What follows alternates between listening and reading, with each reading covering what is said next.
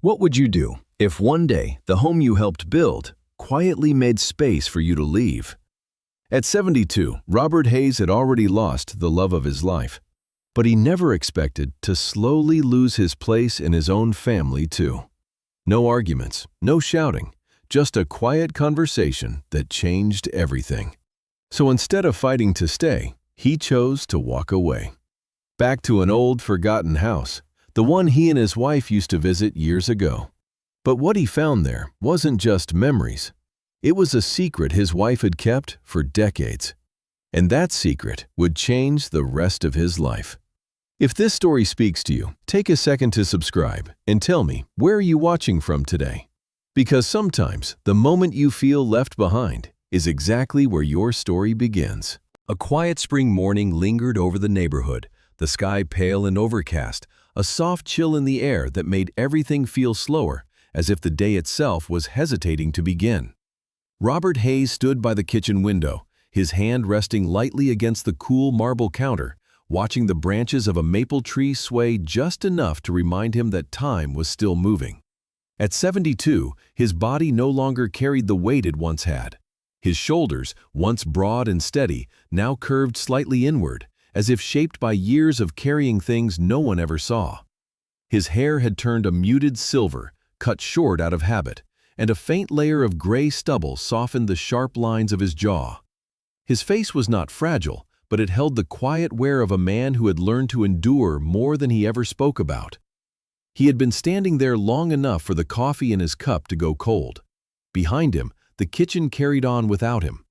Michael Hayes stood near the dining table, tall and composed, dressed in a fitted shirt that suggested a day already planned down to the hour. At 42, he had grown into a man who looked like he knew where he was going. His dark hair was neatly styled, his posture confident, but there was a tension in his shoulders that hadn't been there years ago. Success had sharpened him, but it had also distanced him in ways that were harder to name. Laura Hayes moved quietly near the stove, stirring a pot with steady, practiced motions. She was slender, her ash-blonde hair tied loosely at the back, a few strands falling naturally along her face. Her features were soft but precise, the kind that rarely betrayed emotion too quickly. Laura wasn't unkind. She simply believed that difficult things, when necessary, should be handled with clarity, not hesitation. "Dad," Michael said, placing his phone down. Robert turned slowly, already feeling the weight of what was about to be said. It wasn't something new. It had been forming for weeks, maybe months, in the silence between conversations, in the way space shifted around him without anyone mentioning it. Michael gestured toward the chair. "Can you sit for a minute?" Robert lowered himself into the chair across from him, steady but careful. His knees ached faintly, but he ignored it. There were heavier things pressing on him now. Laura joined them, sitting beside Michael. The three of them formed a quiet triangle at the table, no one rushing, no one avoiding eye contact. That, somehow, made it harder. "We've been talking," Michael began, his fingers interlaced on the table. "About the house, about how things have been lately." Robert nodded once, his gaze calm. Michael glanced down briefly, then back up. "Work's been growing faster than I expected. I've been taking on more clients and working from home. It's just not enough anymore." Laura added gently, "We've tried adjusting things, but the house feels tighter than it used to." Tighter. The word lingered. Robert's eyes drifted, almost unconsciously, to the far corner of the kitchen. A small wooden chair still sat there, slightly worn at the edges. Margaret used to sit in that exact spot every morning, her hands wrapped around a cup of tea, watching the sunlight slowly stretch across the floor. For a brief moment, Robert could almost see her there again, quiet, patient, completely at ease in a way he had never fully understood until now. He blinked, and the chair was just a chair again.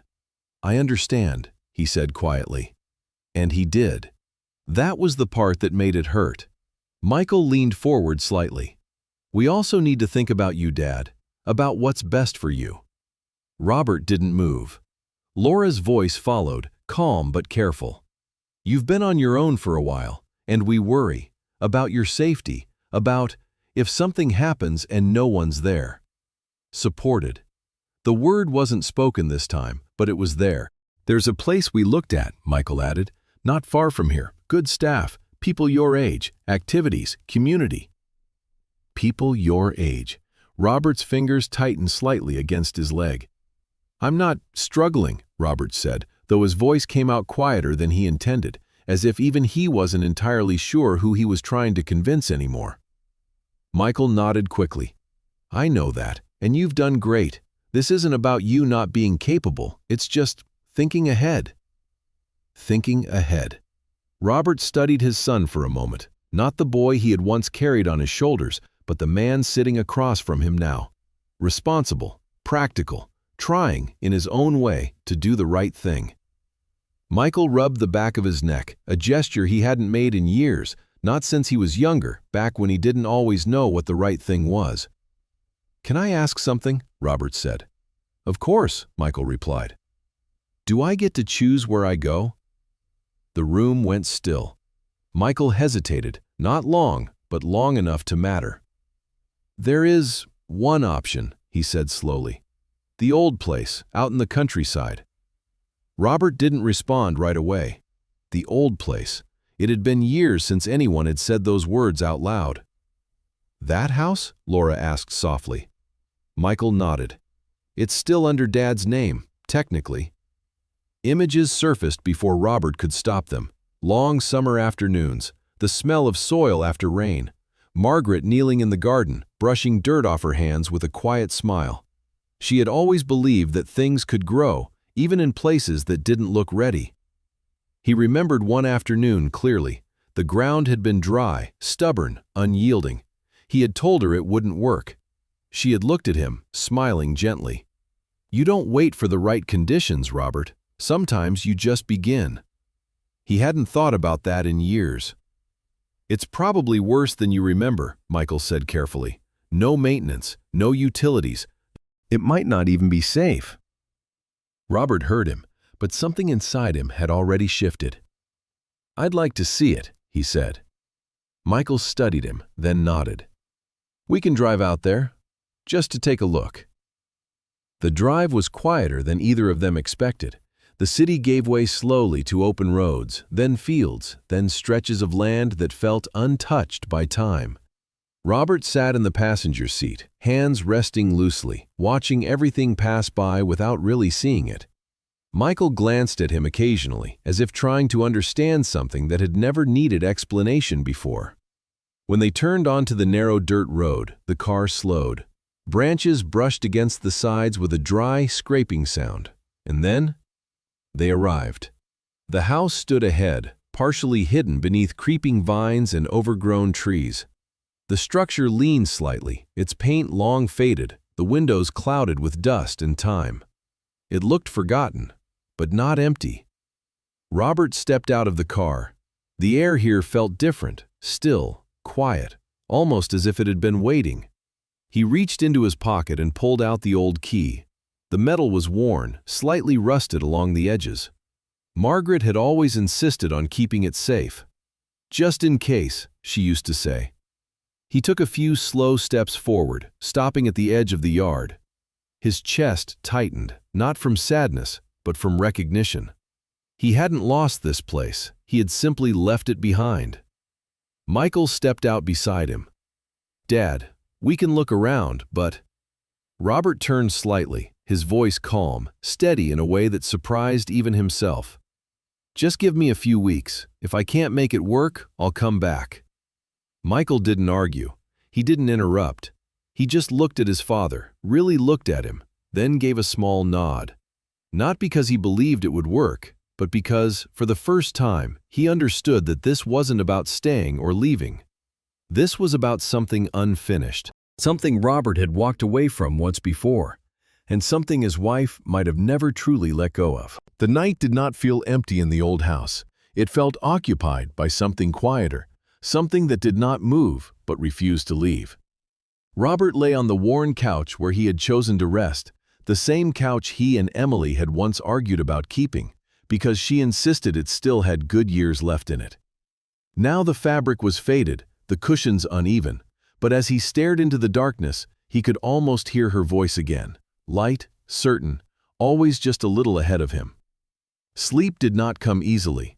Every sound seemed magnified. The slow settling of wood, the distant rustle of wind brushing past the walls, the faint creak of something shifting somewhere deeper in the house.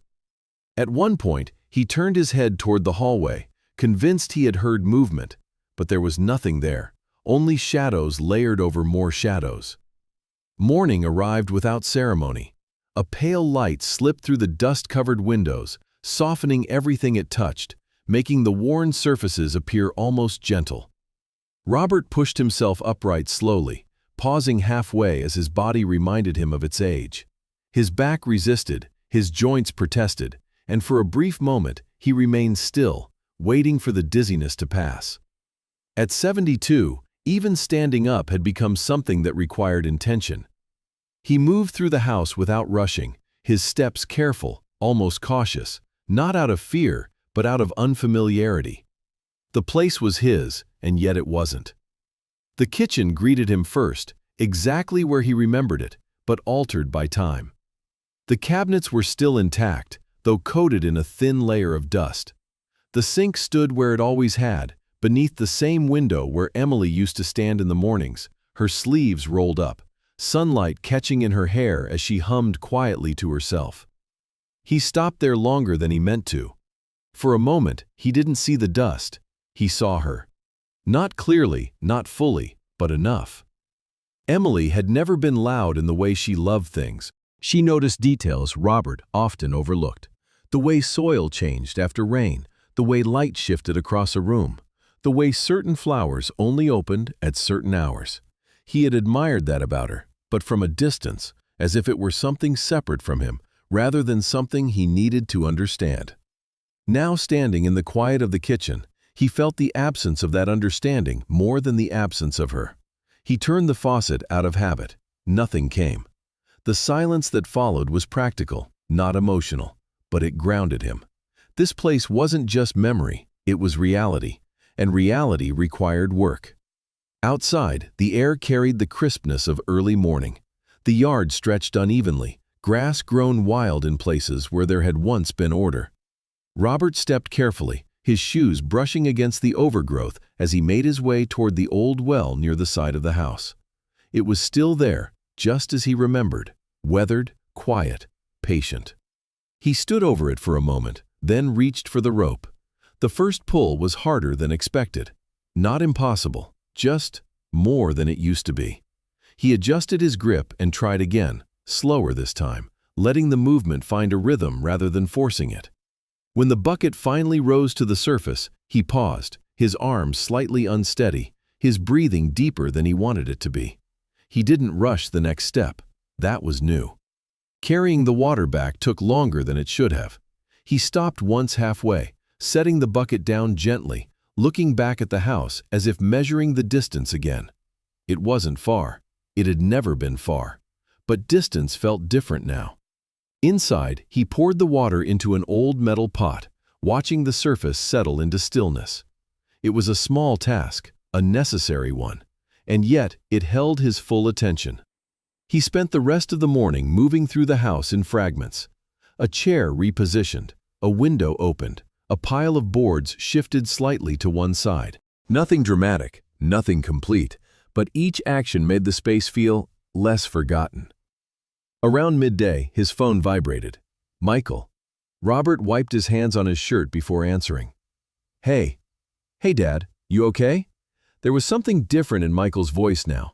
Still controlled, still careful, but softer. I'm fine, Robert said, glancing around the room as if confirming it for himself. A brief pause. You eat yet? Michael asked. Robert almost smiled. Working on it. Another pause, longer this time. I can come by later, Michael said. Bring some things, food, water, whatever you need. Robert leaned lightly against the wall, feeling the solidness of it behind him. Tomorrow, he said. Tomorrow's fine. Michael didn't argue. All right, tomorrow. After the call ended, the quiet returned, but it no longer felt as heavy. It had changed, just slightly, as if something had shifted in the space between them. Later, a message came through. Laura. Her words were brief but thoughtful. Do you need anything? Blankets? Food? I can send it with Michael. Robert read it carefully, then typed back, I'm all right, thank you. He hesitated, then added, maybe some batteries. The afternoon drew him outside again, though he couldn't have said exactly why. The yard still felt unfamiliar, even though he had stood here before, years ago, in a different version of his life. Back then, the lines had been clearer, garden beds defined, paths visible, purpose understood. Now, everything blurred together, and yet, not completely. He walked slowly, his eyes scanning the ground with more attention than before.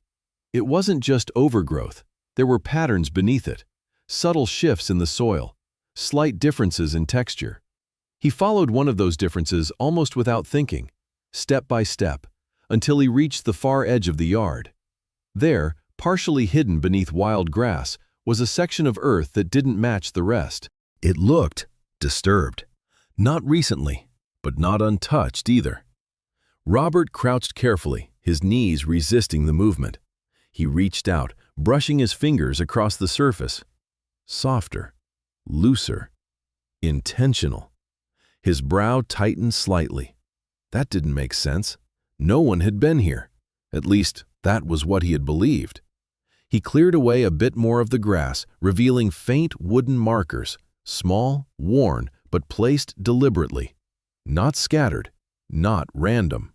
Organized. He sat back slowly, his mind moving through possibilities, none of them fully formed yet. A memory surfaced, quiet but persistent. Emily, standing in the yard one summer, brushing dirt from her hands, looking at something he hadn't paid enough attention to at the time. I'll come back to this, she had said. He had nodded, but he hadn't asked why. Now the question arrived too late, and yet, somehow, right on time. He looked around the yard again, not as it appeared now, but as it might have been, structured, intentional, alive with purpose he had never fully seen. Something here had been continued, not abandoned, not forgotten, just unseen. Robert pushed himself back up slowly, his movements measured, his thoughts quieter but more focused than before. Inside, the house felt different again. Not warmer, not easier, but clearer. He sat down on the couch, his hands resting on his knees, his gaze drifting toward the corners of the room he had not yet explored. For the first time since arriving, he wasn't just remembering Emily. He was beginning to look for her. And somewhere in that shift, something within him changed. Not dramatically, not all at once, but enough to carry him forward. The afternoon light stretched longer across the floor than Robert expected, settling into the quiet corners of the house as if it had been waiting for him to notice it again. He stood in the middle of the living room, his eyes drifting toward the walls he had not yet touched, the spaces that still held more silence than memory. The house no longer felt empty, not after what he had seen in the yard. There was intention here, something unfinished, something that had been left not by accident, but by choice. And for the first time since arriving, Robert didn't feel like he was returning to a place. He felt like he was stepping into something that had already been in motion long before him. He moved slowly toward the far side of the room, where an old cabinet stood slightly angled away from the wall. It hadn't caught his attention before. Not really. It was just another piece of furniture that had outlived its purpose. But now, something about its position felt off. Subtle, but enough. Robert placed his hand against the side of the cabinet and pushed gently. It resisted at first, then shifted with a dry, dragging sound across the wooden floor. Dust lifted into the air, catching the light. Behind it, the wall revealed itself, not as a continuous surface, but as something interrupted. A narrow seam, uneven, hidden, but not perfectly. He stepped closer, ran his fingers along the edge. The wood felt different there, less worn, less exposed. His brow tightened slightly. Carefully, he pressed against it. The panel gave way with a soft movement, opening just enough to reveal a dark space behind it. Robert didn't move immediately. He simply stood there, his hands still resting against the wood, his breathing quieter than before. Then, slowly, he leaned forward. Inside the hidden space were 3 wooden boxes, not stacked, not abandoned, placed deliberately, side by side, as if waiting. He reached in and pulled the first one out, setting it gently on the floor. Then the second. Then the third. Each movement was slower than the last, not from hesitation, but from the growing weight of realization. He sat down beside them, the old floor creaking softly beneath him. For a moment, he just looked. At the boxes, at the space behind the wall, at the quiet that had somehow become louder. Then he opened the first box. Inside were small paper envelopes, each carefully folded, each labeled in handwriting he knew immediately. Emily. There was no doubt. Even after all this time, he would have recognized it anywhere. He picked one up, turning it slightly in his fingers. The label was simple. A name, a date, a note written beneath in smaller script. His chest tightened. He opened another. And another. Every envelope followed the same pattern, organized, precise, intentional. This wasn't random. This wasn't a collection. This was work. He set the envelopes aside gently and reached for the second box. Inside were more envelopes, but also folded sheets of paper, notes, diagrams, small sketches of planting layouts, rows marked with measurements, arrows indicating direction, timing written in margins. Robert unfolded one of the pages, his eyes moving slowly across the lines. Tested in partial shade, soil response slower than expected. Adjust spacing. He read it twice, not because he didn't understand the words, but because he didn't understand how he had never known this part of her. Emily had not been guessing. She had been studying, returning, adjusting. He looked down at the date written in the corner of the page. It was recent, far more recent than it should have been.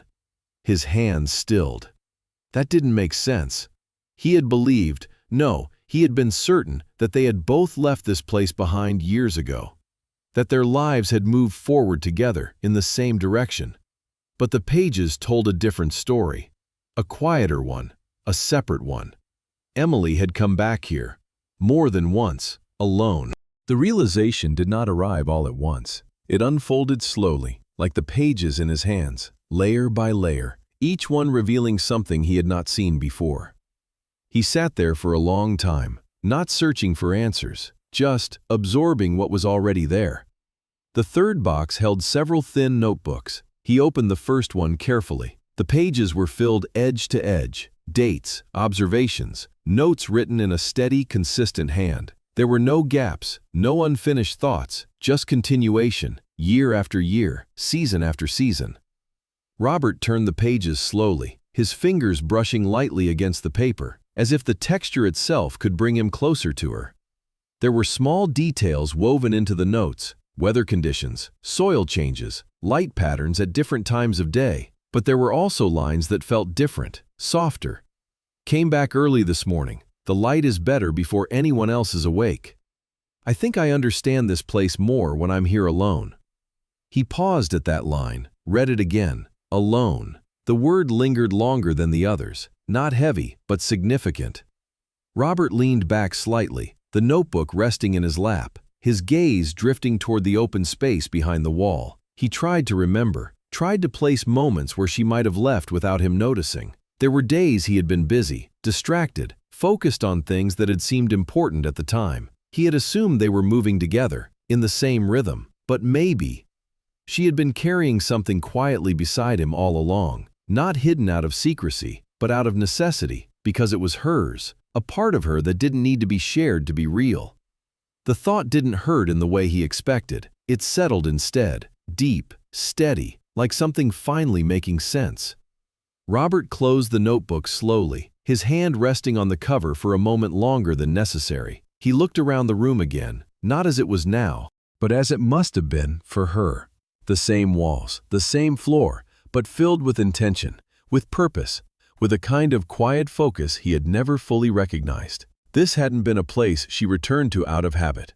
It had been a place she returned to be herself, fully, without interruption, without expectation. He exhaled slowly, the weight in his chest shifting, not lighter, not heavier, but clearer. The boxes sat open beside him, the notes spread across the floor, the evidence of years he had not seen. And yet, none of it felt like something he had missed. It felt like something he had finally been allowed to find. Robert reached for one of the notebooks again, opening it to a page marked near the middle. His eyes moved more carefully this time. Not just reading, learning, understanding. He didn't need to know everything at once. He didn't need to catch up to all the years he had overlooked. He just needed to begin, the same way she had. One page, one note, one small step at a time. Outside, the light had begun to fade, stretching long shadows across the yard he had only started to understand. Inside, the house no longer felt like a place he was trying to fix. It felt like a place that was teaching him how to stay. Robert sat there until the light thinned into evening, the notebook still open in his hands, his posture slightly hunched but steady. For the first time since Emily was gone, he didn't feel like he was holding on to her memory. He felt like he was stepping into something she had left unfinished. And the thought of continuing it did not feel like a burden. It felt necessary. Not to prove anything, not to anyone, but because now, finally, he understood that this had never just been about a garden. It had been about her. And if he walked away now, he would be leaving her behind all over again. So he didn't. The mornings no longer arrived gently for Robert. They came with weight, quiet, steady, and unavoidable. The cold settled into the house overnight and lingered there, pressed into the walls, into the floor, into the thin fabric of the couch where he slept.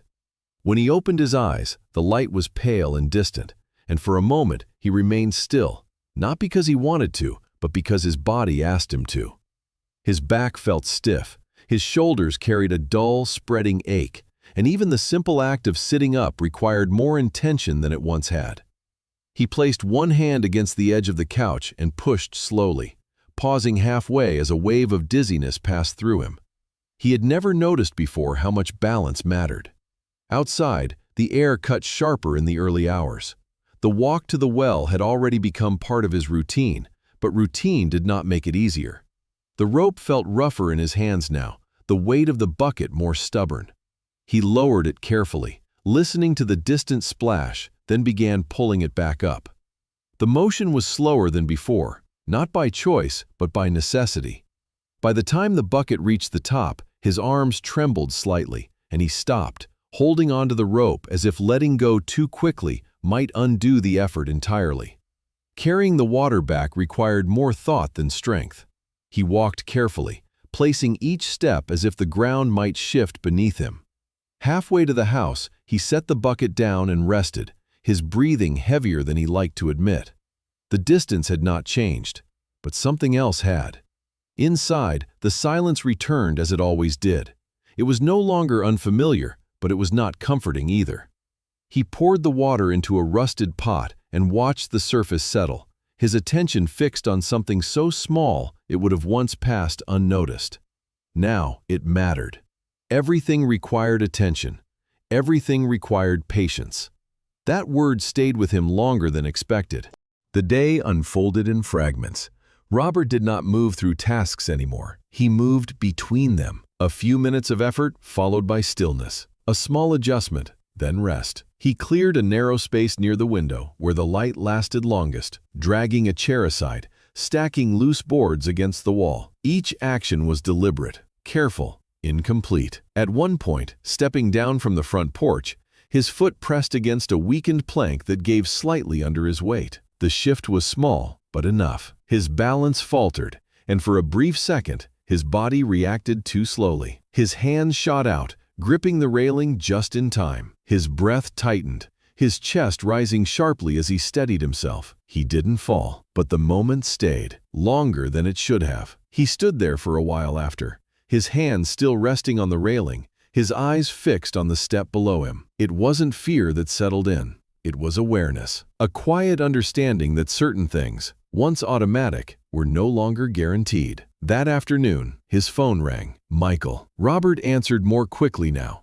as if the call itself carried something steady. Hey, Dad. How are you holding up? The question was simple, but it stayed. I'm getting used to it, Robert said, his eyes drifting toward the corner of the room where Emily's notebooks rested. A pause. "You sure you're okay out there?" Michael asked, his voice softer than before, the concern no longer hidden behind practicality. Robert leaned lightly against the wall. "I'm slower than I thought I'd be." Michael exhaled quietly. "That's all right." Another pause followed, not uncomfortable, just real. "I can come out today," Michael said. "Bring some supplies. Stay a bit." Robert looked toward the window, where the light had begun to shift. "Tomorrow," he said. Tomorrow would be better. Michael didn't argue. "All right, tomorrow." After the call ended, Robert remained where he was, the phone still in his hand. It wasn't the offer that stayed with him. It was the tone. Something had changed. Not dramatically, but enough. Later, a message appeared. "Laura, do you need anything? Food, blankets, batteries? I can send some with Michael." Robert read it twice, his thumb hovering over the screen before he typed. "I'm all right. Maybe some batteries." He paused, then added, "Thank you." The evening came quietly. Without electricity, the house dimmed faster than he expected, shadows stretching into corners before he was ready for them. Robert found the flashlight and turned it on, the narrow beam cutting through the darkness in a way that felt both helpful and insufficient.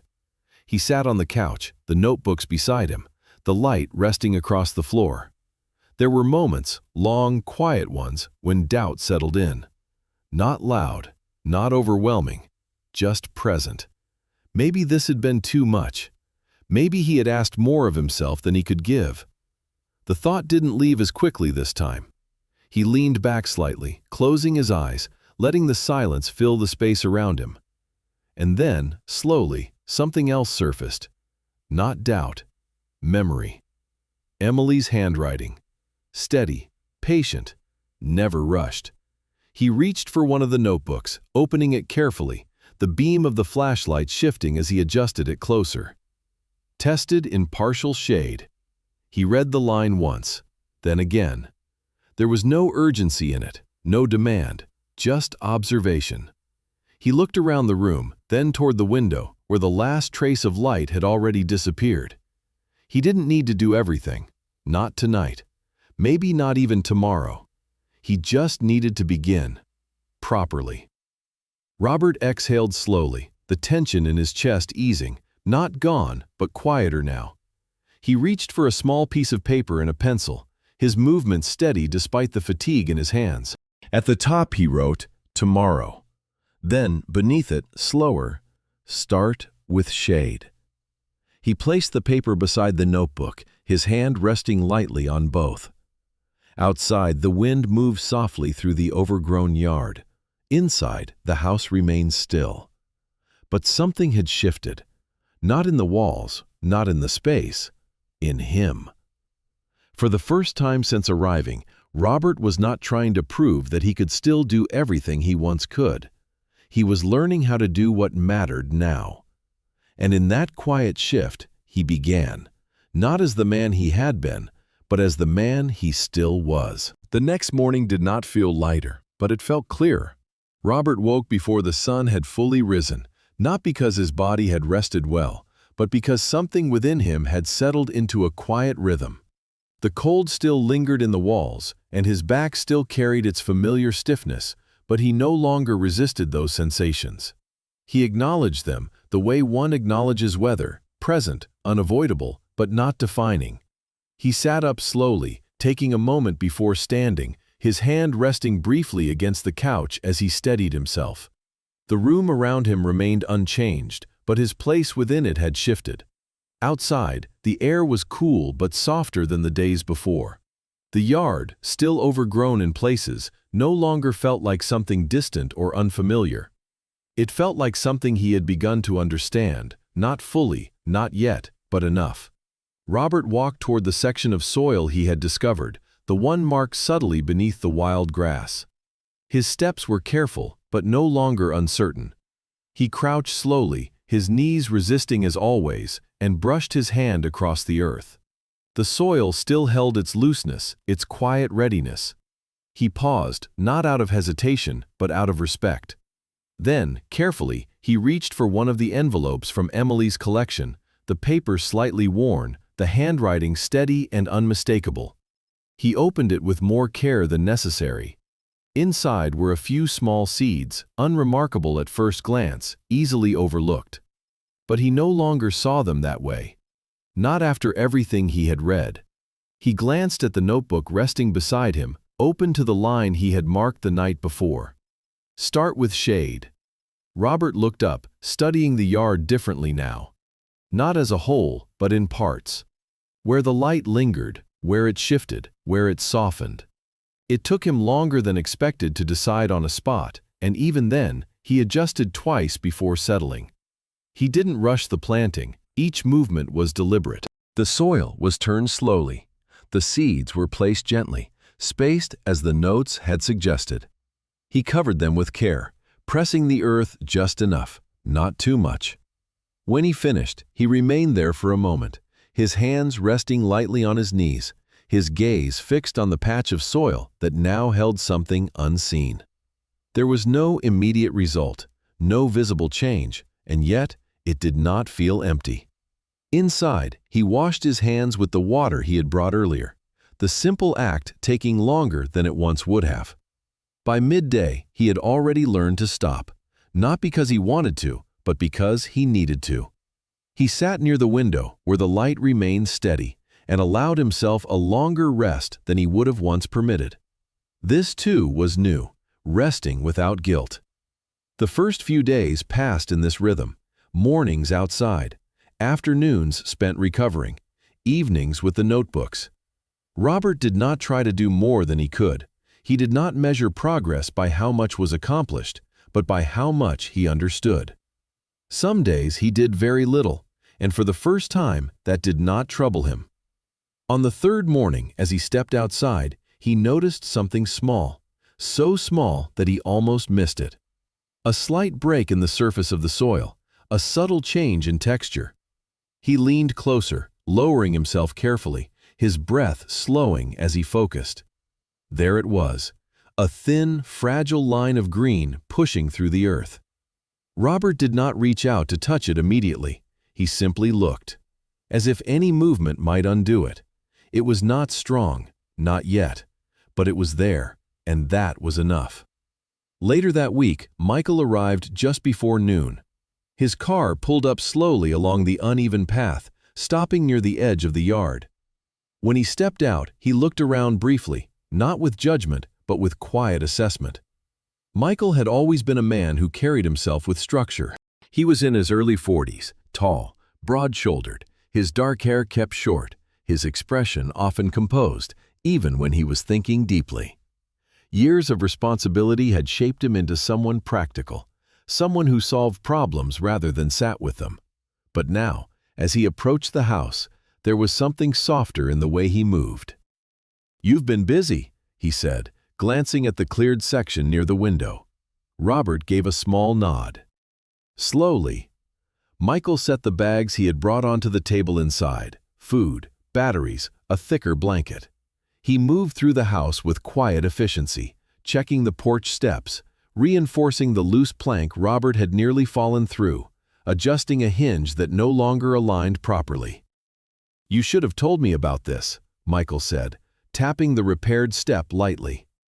Robert leaned against the doorframe. "I noticed it." Michael paused, then gave a short nod. "I know."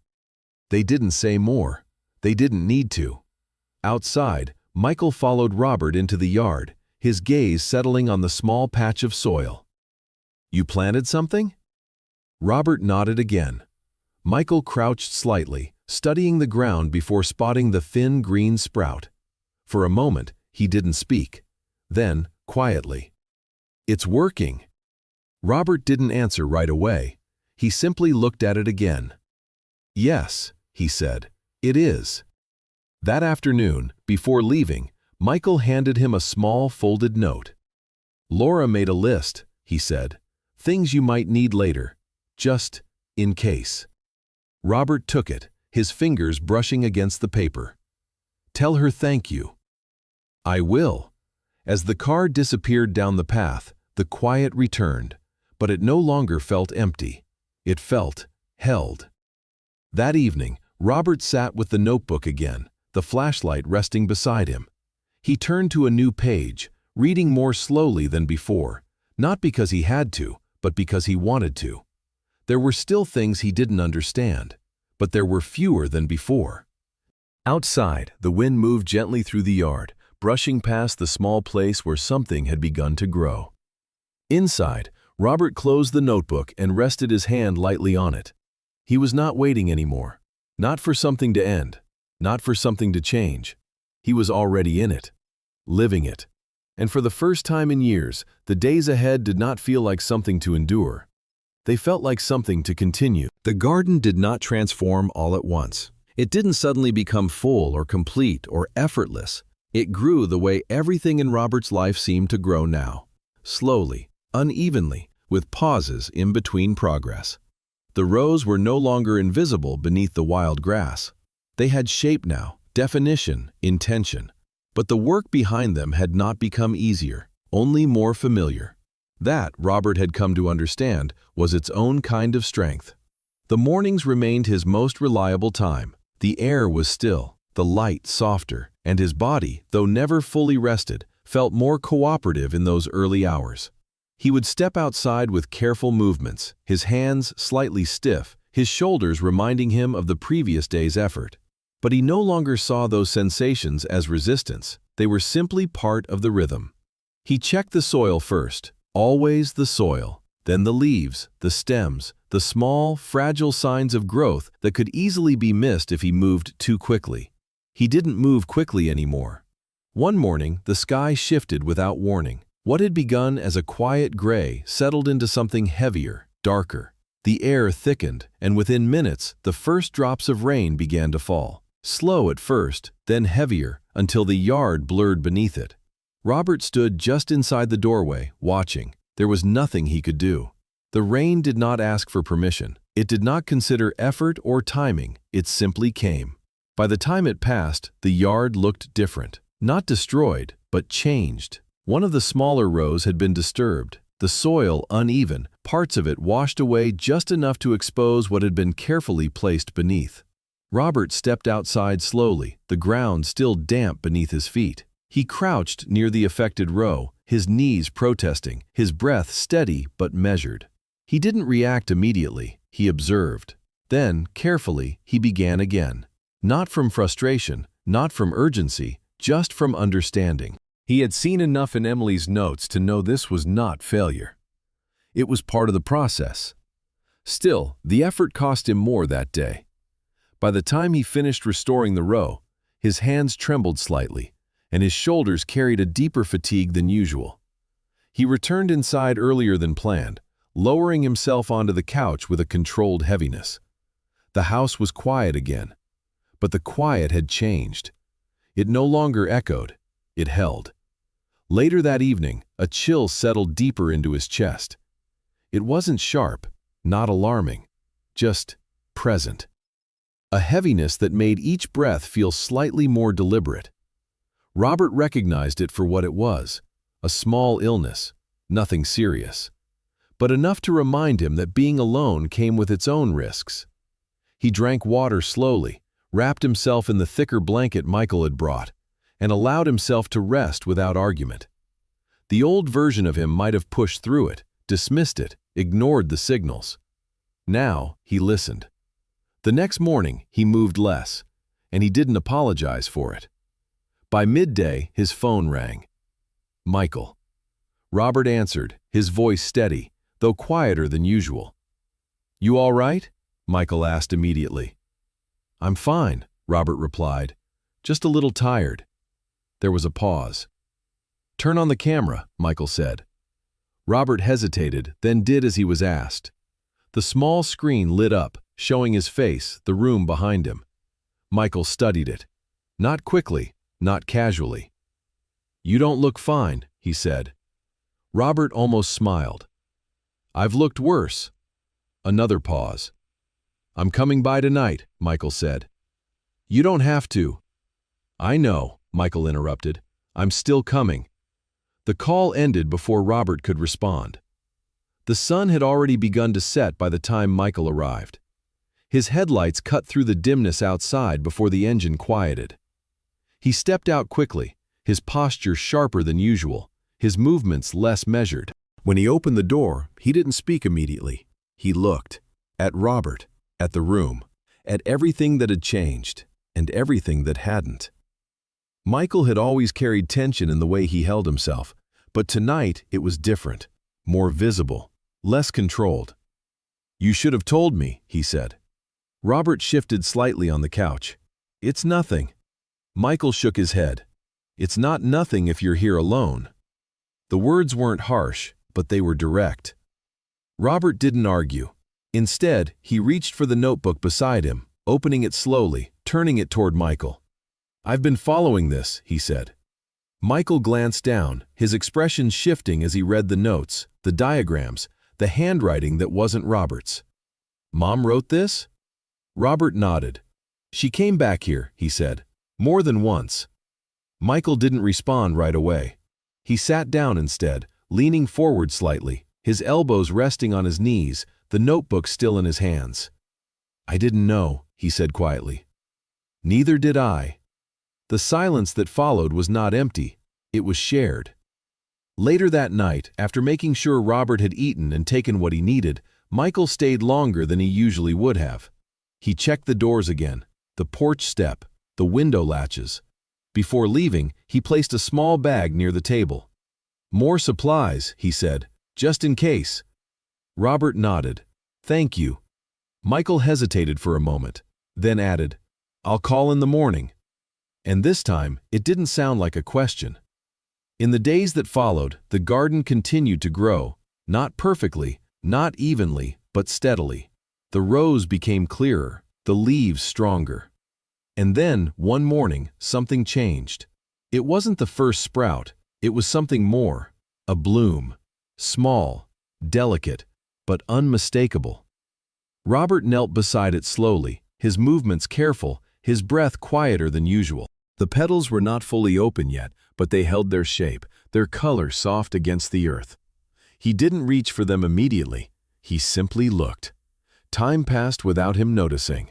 When he finally lifted his hand, it was slow, deliberate. His fingers hovered just above the petals before brushing against them lightly. The texture surprised him, soft, fragile, real. For a moment, his eyes closed, not in sadness, but in recognition. He had touched something like this before, not the flower, but the feeling. Emily's hand in his, years ago, simple, unrushed, present. He let his hand fall back to his side, his gaze returning to the bloom. He didn't need to say anything. There was nothing to explain. Behind him, near the edge of the yard, a figure moved carefully across the grass. Lucas. He had begun coming by more often in recent days, though never intrusively. A man in his mid-30s, lean and slightly sun-worn, with short brown hair that never seemed fully combed and a quiet way of speaking that suggested he was more comfortable listening than being heard. Lucas lived a few houses down the road, someone Robert had only briefly met before, once, years ago, when the place had still been visited occasionally. Now, he carried a small set of tools in one hand. "Thought you might need a hand with the heavier stuff," Lucas said, stopping a short distance away. Robert nodded once. "I appreciate that." Lucas didn't step closer right away. He glanced at the garden instead, taking in the rows, the structure, the work that had been done. "You've been busy," he said. Robert looked at the bloom again. "Steady," he replied. Lucas smiled slightly. "That's enough." Together, they worked that morning, not in conversation, but in quiet coordination. Lucas handled what required strength. Robert handled what required care. And the garden continued. Not just growing, but holding. As the sun moved higher, Robert stepped back slightly, his hand resting against his hip, his breathing steady.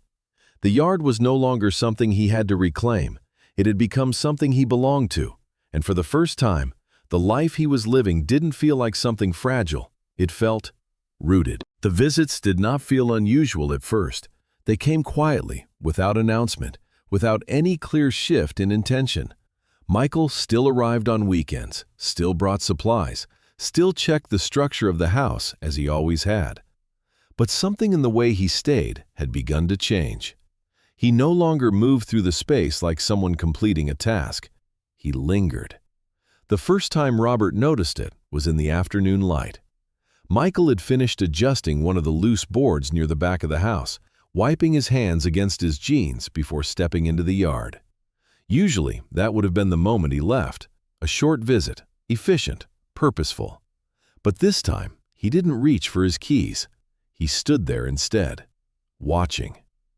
The garden had grown enough now to hold attention, not in a dramatic way, not in a way that demanded admiration, but in a quiet, steady presence. The rows were clearer, the leaves fuller, and the blooms, still few, still fragile, held themselves with a kind of quiet persistence. Michael stepped closer. "You've done a lot," he said. Robert shook his head slightly. "Just enough." Michael crouched near one of the rows, his movements less natural than Robert's, as though he was unsure where to place his hands, what to touch, what to leave alone. He glanced at the notebook resting nearby. "You follow all of it?" he asked. Robert nodded. "As much as I can." Michael reached out, hesitated, then gently pressed the soil near one of the plants. "Like this?" Robert watched him, then gave a small nod. "Less pressure." Michael adjusted. It was a small correction, but he listened. That was new. The next time he came, he didn't ask what needed to be done. He picked up the tools on his own. Not everything he did was right. He moved too quickly at times, pressed too firmly, overlooked details that Robert had learned to notice. But he didn't resist being guided. And Robert, in turn, didn't correct him immediately. He allowed space for mistakes, for learning, for understanding that came from doing. They spoke little while working, but the silence between them no longer carried distance. It carried presence. On a warmer afternoon, Laura came with him. She stepped out of the car with careful movements, one hand steadying the small child beside her. Laura had always carried herself with a certain composure, tall, slender, her dark hair pulled back neatly, her expression often measured, as though she chose her words before speaking them. But today, there was a softness in the way she looked around, taking in the house, the yard, the garden that had grown beyond what she had expected.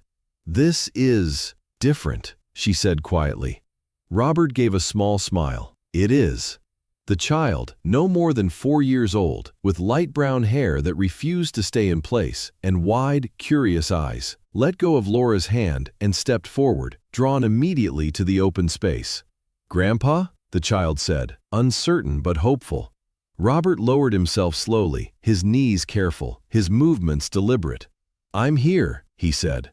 The child hesitated for only a moment before stepping closer, then reaching out, not to hold his hand, but to touch the leaves of one of the plants. "What's this?" the child asked. Robert followed the small hand with his gaze. "A beginning," he said. Laura watched from a short distance, her arms folded lightly, not in restraint, but in quiet observation. She had not said much during previous visits, often staying near the doorway, offering help in practical ways, food, supplies, small adjustments that made life easier without drawing attention to themselves. But today, she stepped further into the yard. "You've done all this?" she asked. Robert shook his head again. "Not alone." Michael glanced at him, then back at the garden. For a moment, something unspoken passed between them. Later that afternoon, they sat outside together. Not formally, not arranged. Just together. Michael leaned back against the porch railing, one leg stretched out, the other bent, his posture no longer tense. Laura sat on one of the chairs they had moved into the shade, the child playing nearby with a small stick, tracing lines in the dirt. Robert sat slightly apart at first, then closer as the space between them felt less defined. They didn't talk about the past, not about the house, not about the conversation that had led him here. They talked about smaller things, the weather, the plants, the way the light changed across the yard in the late afternoon. And somehow, those things said more. Michael watched Robert as he spoke, not critically, not analytically, but attentively. as though he was seeing something he had not allowed himself to see before. "You don't need us to manage this," Michael said after a while. Robert looked at him. "I never did," he replied gently. Michael nodded. "I know that now." The words did not carry guilt, they carried recognition. Laura shifted slightly in her seat, her gaze moving between them. "He's happier here," she said. It was not a question. Robert didn't answer immediately. He looked out at the garden instead. "I'm here," he said. And that was enough. The child ran back toward them, holding up a small flower that had fallen naturally from one of the plants. "Look!" Robert took it carefully, holding it between his fingers as though it required protection. "It found its way," he said. The child smiled, satisfied with the answer.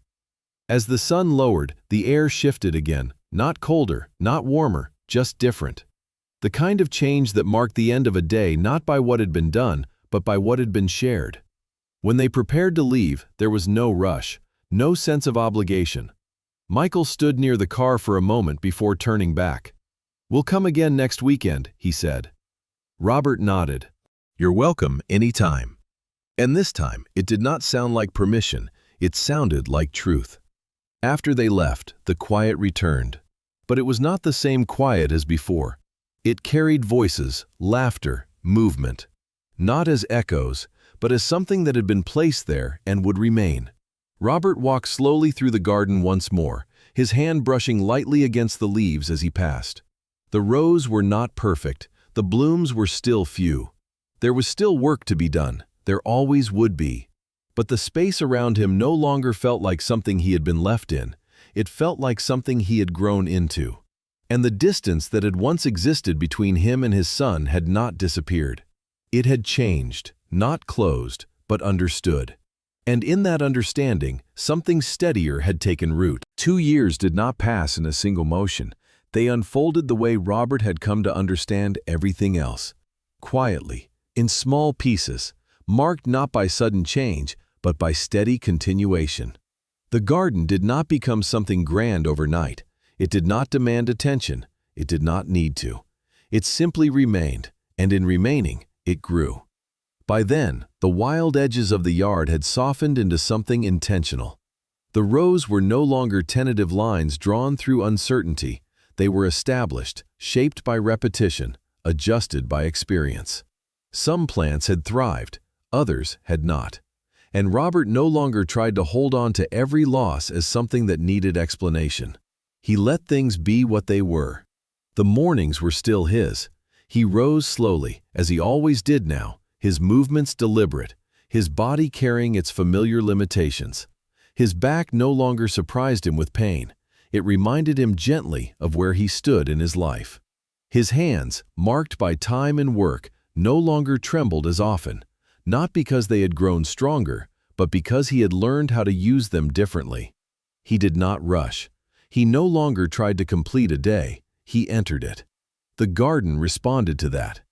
There were days when he worked longer, when the light held just right and his body allowed it. And there were days when he did very little, choosing instead to sit beneath the shade near the far edge of the yard, where the breeze moved through more freely. He had placed a simple chair there, not because it was necessary, but because he had learned that presence did not always require effort. Sometimes it only required staying. Michael's visits had changed too. They were no longer scheduled around concern or urgency. They came when they came, sometimes announced, sometimes not. He no longer arrived with the same tightness in his shoulders, the same need to assess, to fix, to make certain that everything was under control. Instead, he came with time. He would walk through the garden without speaking at first, his gaze moving over the rows, pausing at certain places as though he recognized them. And in a way, he did.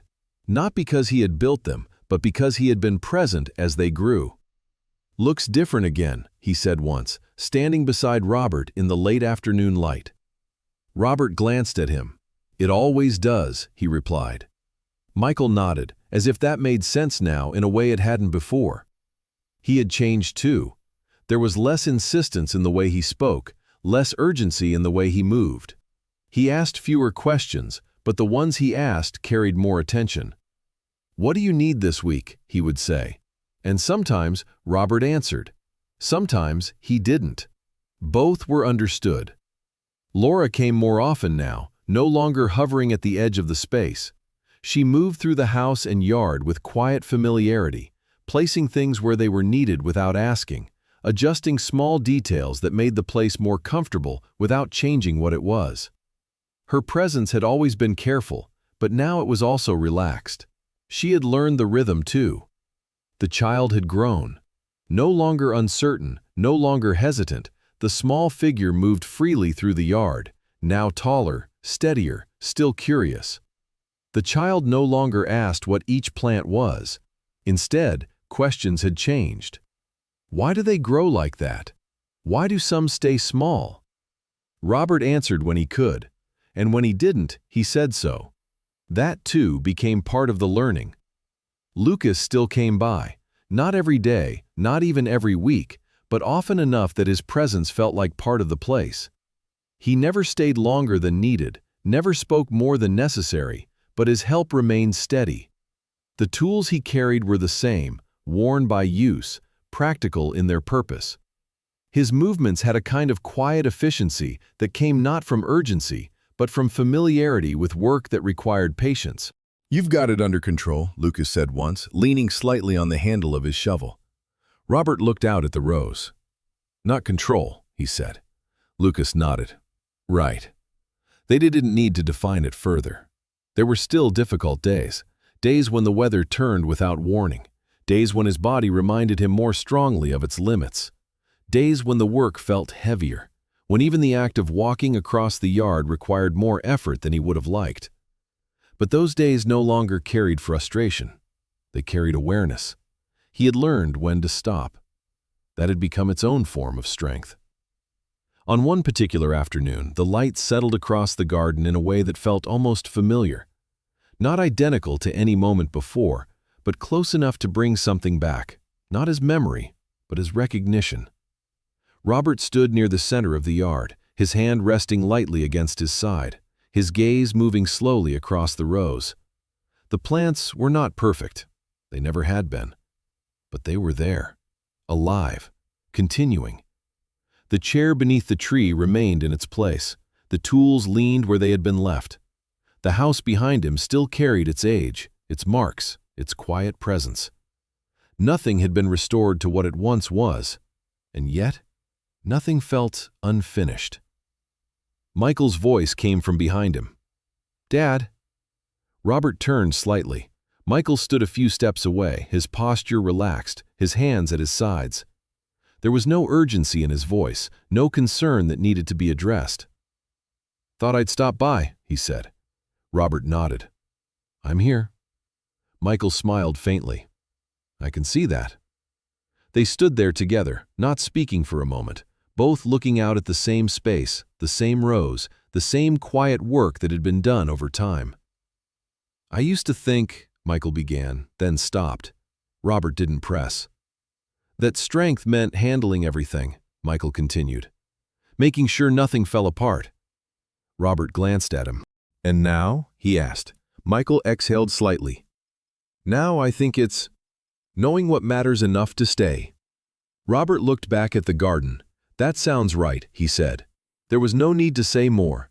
The understanding had already settled. Later, after Michael left, after the yard returned to its quieter state, Robert remained where he was. He did not move immediately. He did not need to.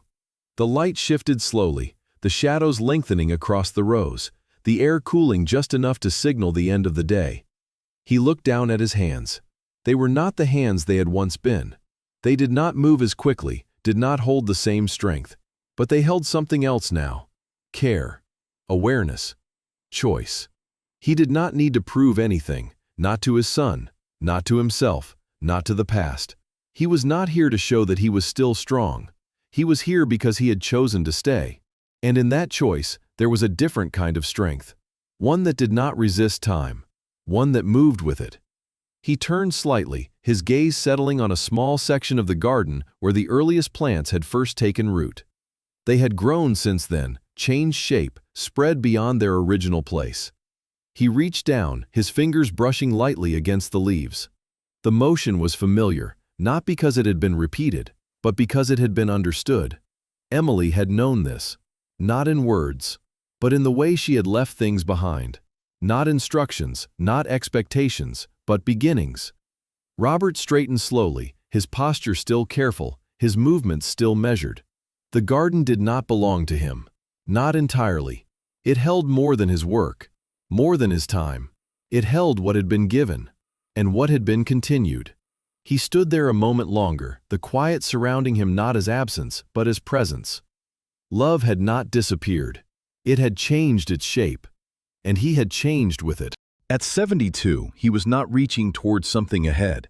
He was already within it, growing, not as he once had, but in a way that finally felt his own. Robert's journey reminds us that life doesn't end when things slow down. It simply changes its rhythm. What once felt like loss became space. What once felt like weakness became wisdom. In choosing to begin again, not with strength but with patience, he discovered that growth is not about doing more, but about understanding more. His garden was never just about seeds and soil. It became a place where love continued, where family found its way back, and where time softened what once felt broken. We often think it's too late to start over, too late to rebuild, too late to heal. But life doesn't measure us by speed or perfection. It meets us where we are. And sometimes the quietest choices, the ones no one sees, are the ones that grow into something lasting, something meaningful, something that reminds us we are still alive, still needed, and still becoming. Maybe this story isn't just about Robert. Maybe it's about you. Maybe there's something in your life that feels forgotten, left behind, or unfinished. And maybe, just maybe, that's not the end of the story. Sometimes what we call an ending is simply where God begins working quietly in ways we don't yet understand. If this story touched your heart, take a moment today to slow down, to notice what still grows in your life, even in the smallest ways. Share in the comments where are you watching from and what in your life is still growing. If this story meant something to you, don't but keep it to yourself. Share it with someone who might need it, and subscribe to the channel to be part of a community that believes it's never too late to begin again. May God bless you, guide you, and bring peace into your life, one small, meaningful day at a time.